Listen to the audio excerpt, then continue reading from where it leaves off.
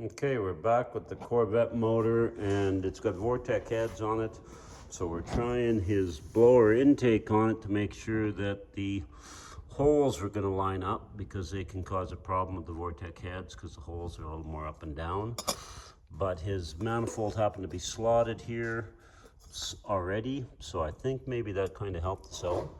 Kind of looks like I think all the holes are going to be all right. So we're going to clean up the intake now, grab some gaskets, and get it stuck on. So we'll be back. Just getting the intake cleaned up in the solvent tank, and we have to clean up the surface of the heads at the same time. And scrape the old distributor gasket off, and we'll go from there. Be back. Okay, we've got some 1204 Felpros. They seem to fit, and they block off the crossover, which we don't need. And we're just going to clean up the intake surfaces, and then we'll be ready to stick this on there.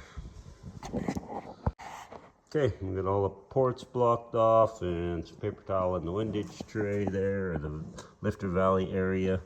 And then we'll commence with a razor blade and scrape off all the goo, and then grab some paint thinner and finish cleaning it off before we stick some gaskets on it. And we'll show you what we do there, but just to keep the debris out of the motor. And yeah, we'll be back. Okay, scraped off with a razor blade, and then cleaned up a little bit with the pad on a little diagram. Doesn't take any of the surface off, it just more or less scrubs the rest of the gasket off. Pretty sure these had probably like molding adhesive or weather stripping adhesive is what they used to hold them on by the look of it. So there's a lot of glue along there.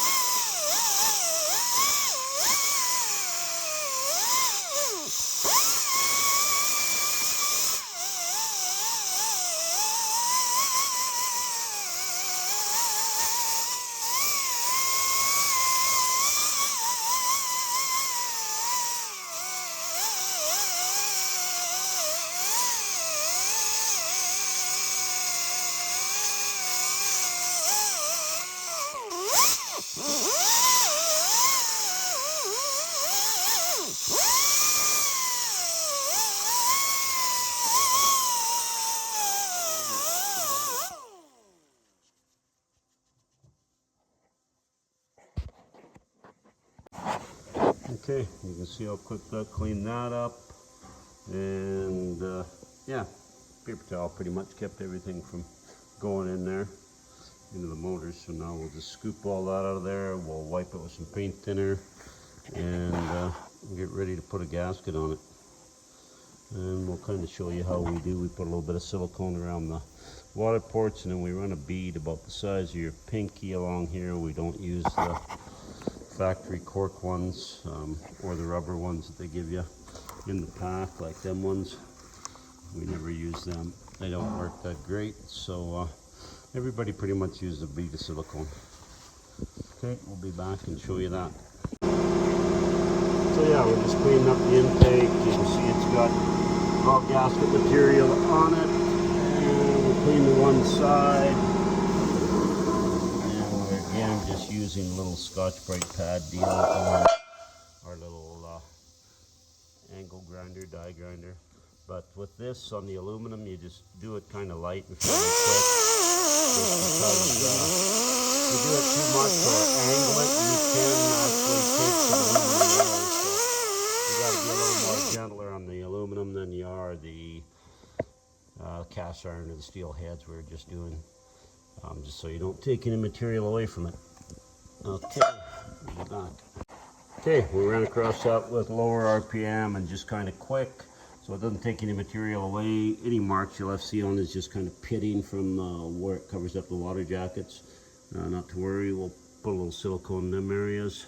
but we will wipe this with paint thinner now and blow it off, and then yeah, we'll be ready to stick it on. You can see where they left the exhaust crossover open last time. We'll be blocking that off.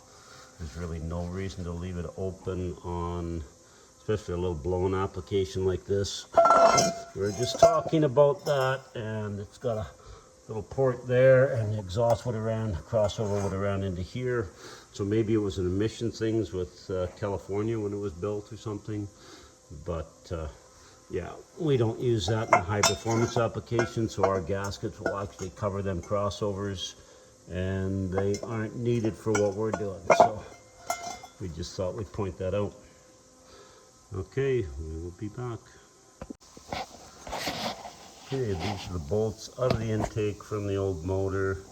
You can see where some of them are fairly rusty looking, like that. So they probably went into the ports where there's a water jacket, and they'll go right into the water jacket. Nobody stuck Permatex on them by the looks of it. So they could have even been leaking, but you see where they'll crawl right up to the top thread, and they usually leak around the intake. We'll clean them all up, and we'll put Permatex on them so that any of the ones going into the water jacket, it keeps them from leaking. So we put a little bit on the threads before we put them in, and then for one, they won't get all rusty like that. And the next thing is they won't cause you a problem with your intake leaking water outside. So anyway, we'll show you that as we assemble the piece. Okay, so we've got the intake on. We didn't show you everything about it, but we got a bead of silicone on each end that's squeezing out. It was about as thick as a guy's pinky when we put it in. And we put a little around the water jackets. We put Permatex on all the bolts. And Brady right now is just crisscrossing and torquing all the bolts back and forth so we get an even torque on them. We'll go over 2 or 3 times and finish around 20 foot-pounds. And then we'll be ready for the next step in this, but the intake will be buttoned up and ready to go.